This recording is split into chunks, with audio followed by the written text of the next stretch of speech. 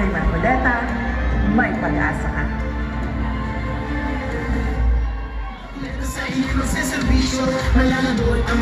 Mga kababayan, numero 38 sa balota, Senator Rosdante Marcoleta! Kumusta po kayong lahat, mga kababayang taga-Cainta? Kumusta po kayong lahat?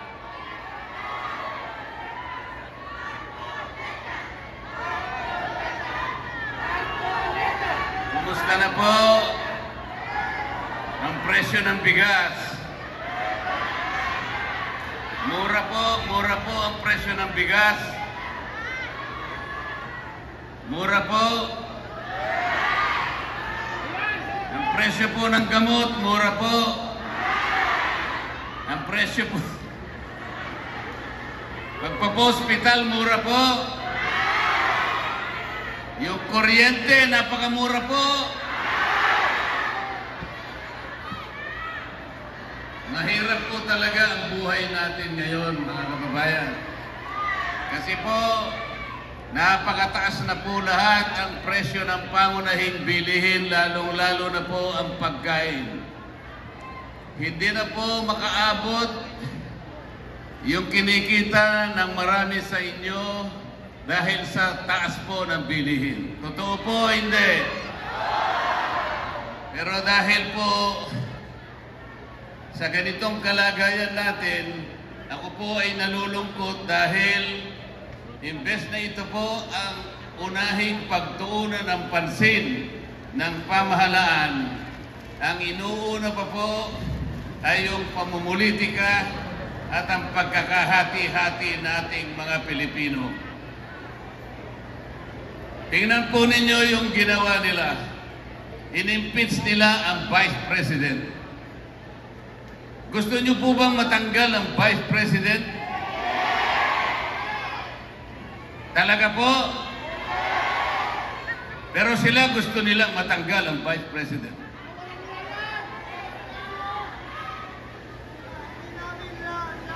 Gumawa sila ng paraan para suriin, para imbestigan.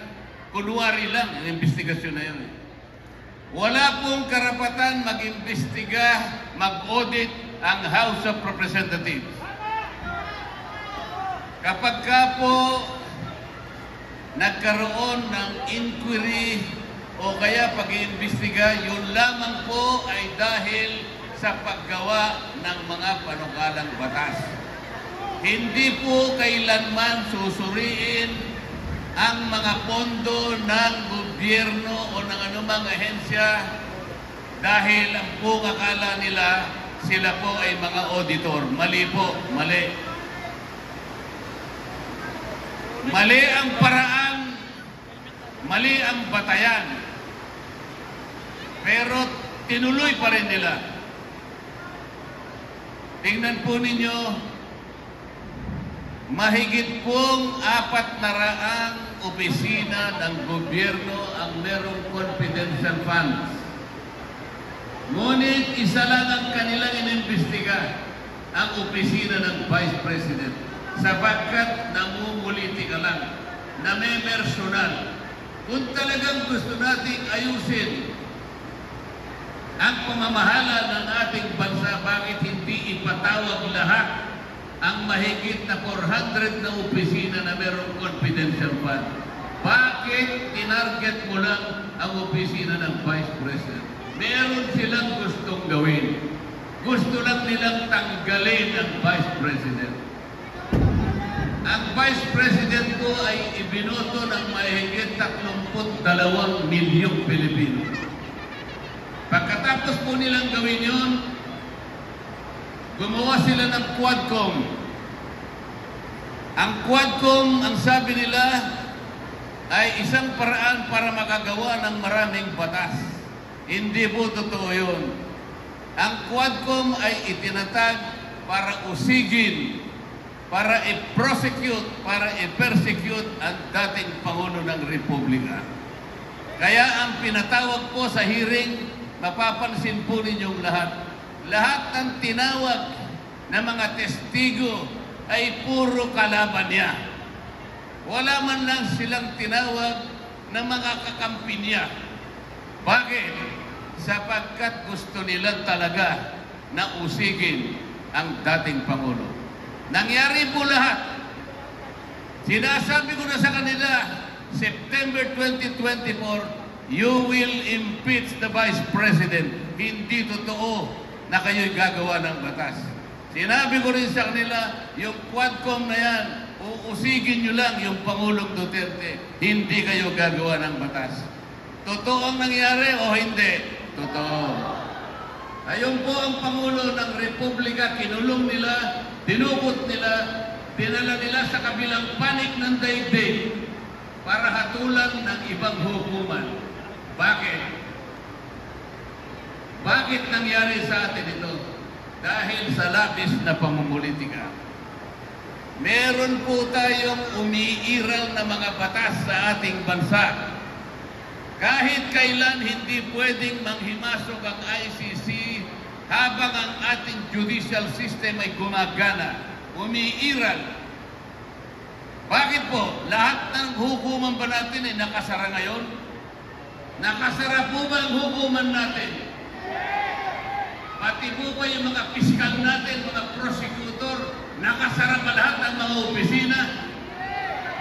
Bakit po kailangan usigin ang isang Pilipino kung sino nagkasala? Maging Pangulo man siya ng bansa, kung nagkasala, dapat litisin, usigin, at tulan kung kinakailangan sa pamamagitan ng sarili nating batas. Tingnan mo yung ginawa nila ngayon. Ito po ang sinasabi kong pamumulitika sa ating bansa.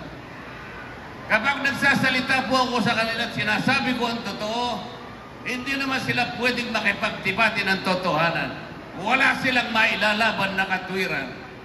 Ang ginagawa po nila kagaya ng nakita ninyo, manggugulo lang, aawayin lang ako, tinanggal lahat ako sa aking mga kumitis para hindi na raw ako pwedeng makipagdebate sa kanila. Maling-mali po lahat to. Ngayon pong mahirap ang ating bansa, ang ginagawa nila, ayuda dito, ayuda doon. Sino po nakatanggap ng ayuda sa inyo? Sino po ang nakatanggap? Merong tupad, merong AX, merong MAEK, merong purpis, merong akak. Sino po ang nakatanggap sa inyo ng ayuda? Alam po ba ninyo kung magkano lahat kapag pinagsama-sama ninyo yung 5 ayuda? 194 billion pesos. Ang dapat mabiyayaan ng ganito kalaking halaga ay hindi dapat kukulangin sa 27 million na mahirap na Pilipino. Yun ang dapat mapagsilbihan ng pera na yun. 194 billion pesos. Dapat ang nabigyan lahat, 27 million poor Filipinos.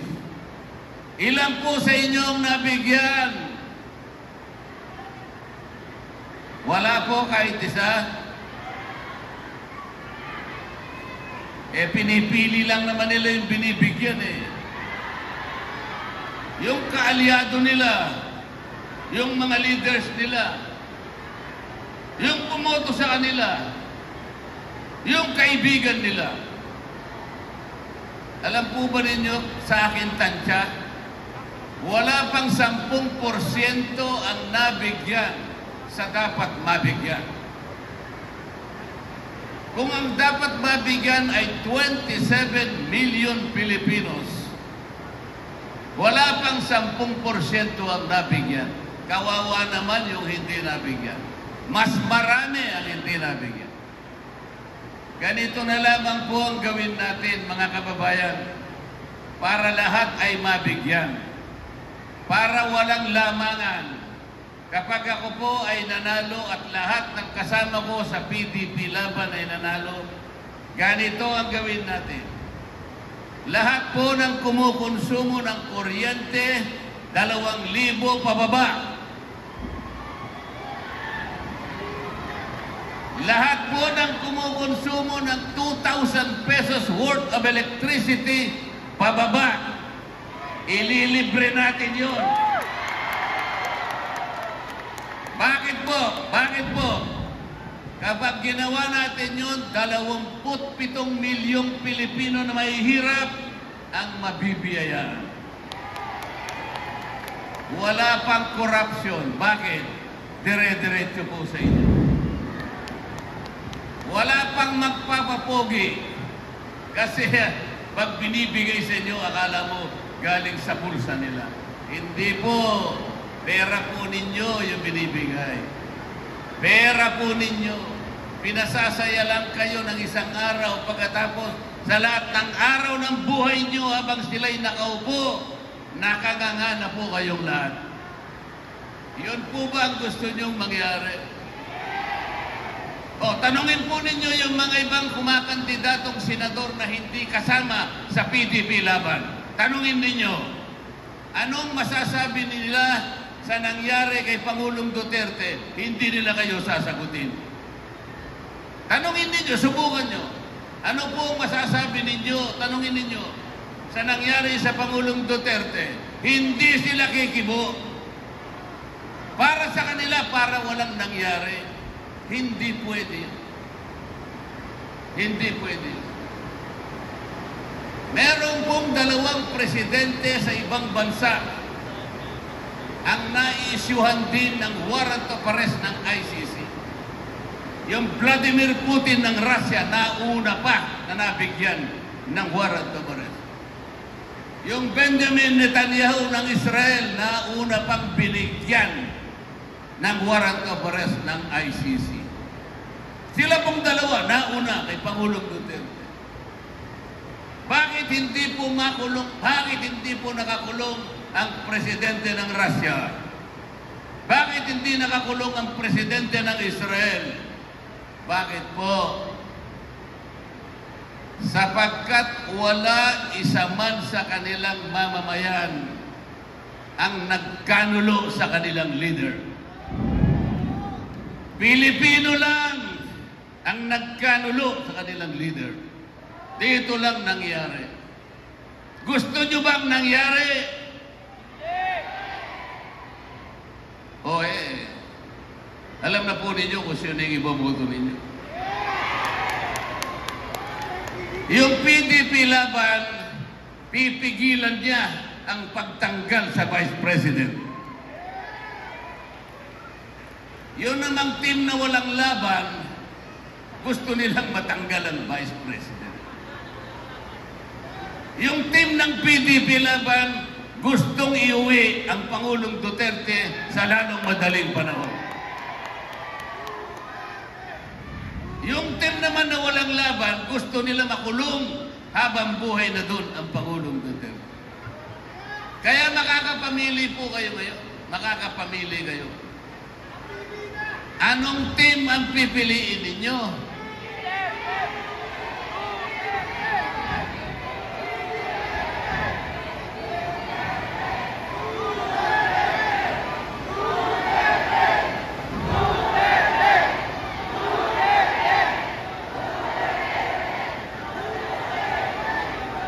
Naniniwala po kayo? Naniniwala po ba kayo sa gustong gawin ng PDP laban? Kami rin po naniniwala kami sa inyo na kami ang dadalhin nyo sa Senado para sa ganon maitama natin ang maraming mali na nagagawa sa ating bansa. Para sa ganon maitama natin, masolusyonan natin ang maraming problemang hinaharap ng ating bansa. Tinatanggap namin ang inyong deklarasyon na tutulungan nyo kami. Sapagkat naniniwala kami, ito lamang ang paraan na magbago ang ating bansa.